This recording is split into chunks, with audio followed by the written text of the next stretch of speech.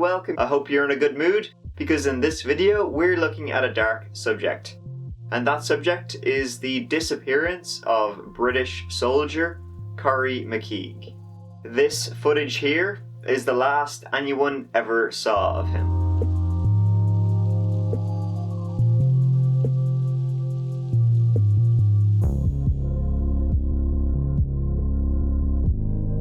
Let's go back, see what led to, and examine the subsequent investigation of the disappearance of Corrie McKeague.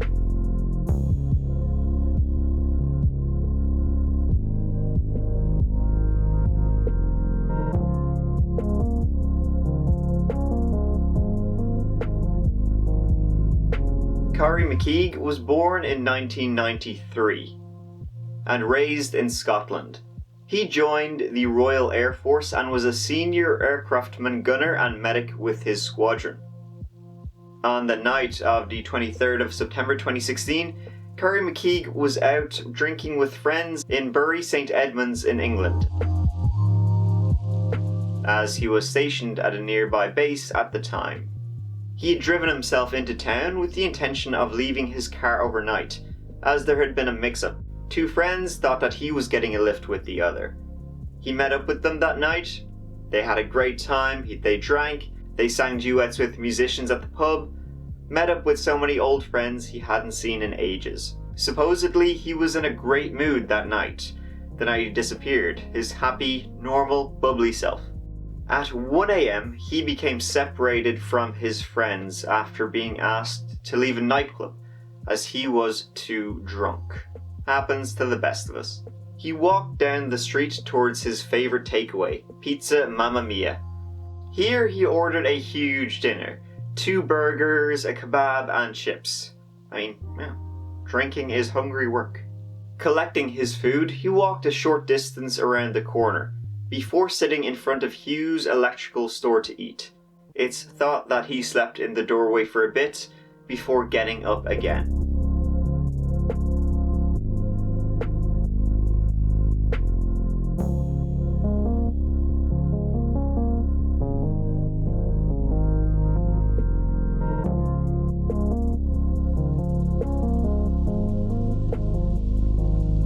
The last known sighting of Corrie McKeague was on CCTV at 3:25 a.m. on Brent Govell Street, walking into the Horseshoe area.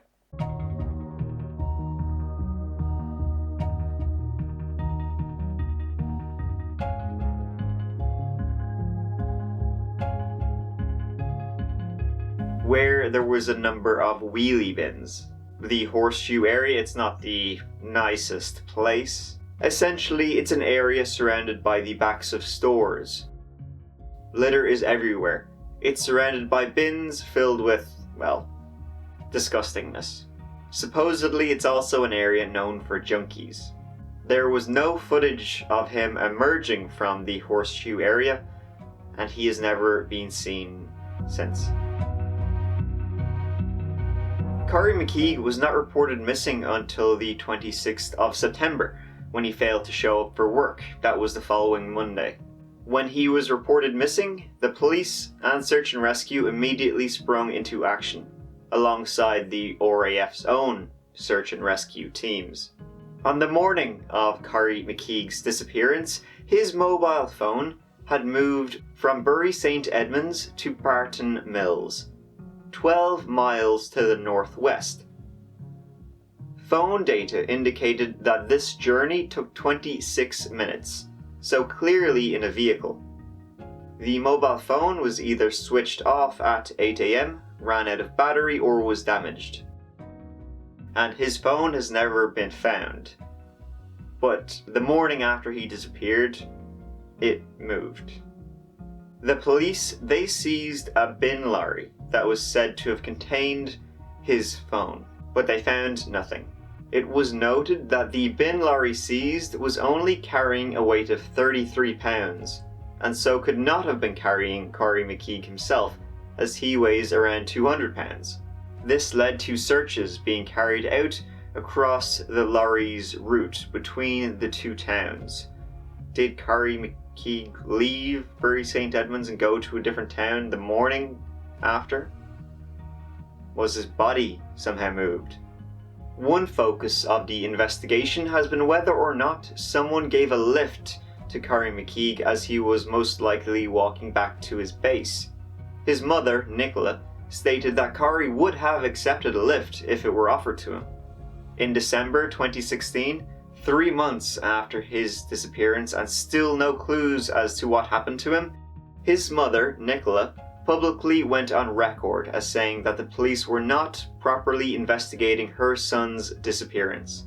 The appeal fundraised in Corrie's name had attracted funds of more than £50,000 by the end of December 2016, and Nicola was considering hiring a private investigator to pursue lines of inquiry, which she believed the police had failed to follow. Police announced that they are also examining McKeague's activities on swinger websites.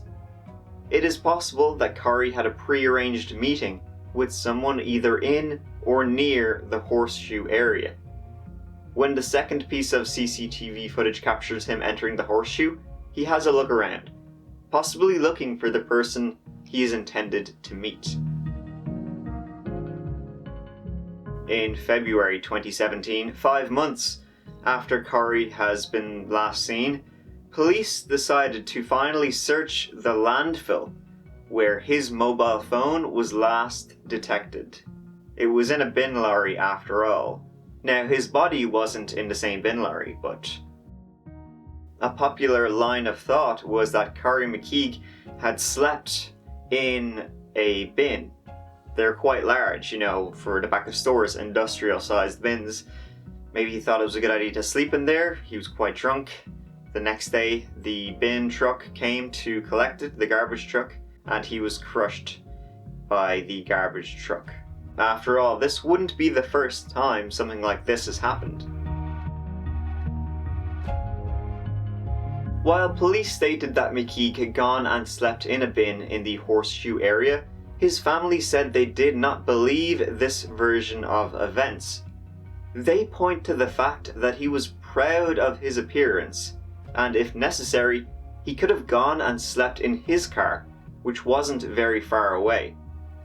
The search of the landfill was planned to cover 1,100 square yards to a depth of 25 feet and was expected to take 10 weeks. Essentially, you're going through a giant dump, turning over every single thing inside of it. Quite a difficult task. By May 2017, it was revealed that the search had cost police £1 million and that it might take longer than the estimated 10 weeks. On June 5th, 2017, it was announced that police were finding items from the right time and place of McKeague's disappearance. On the 21st of July, 20 weeks into the landfill search, police announced at a press conference that the search of the landfill had come to an end, with no positive results on the disappearance of Corrie McKeague. They searched a dump for 20 weeks, found items that would have been sent to the dump around when his body may have possibly been, but they found absolutely nothing.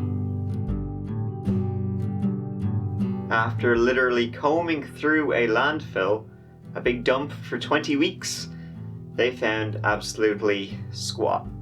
The police then began to go through incinerated material.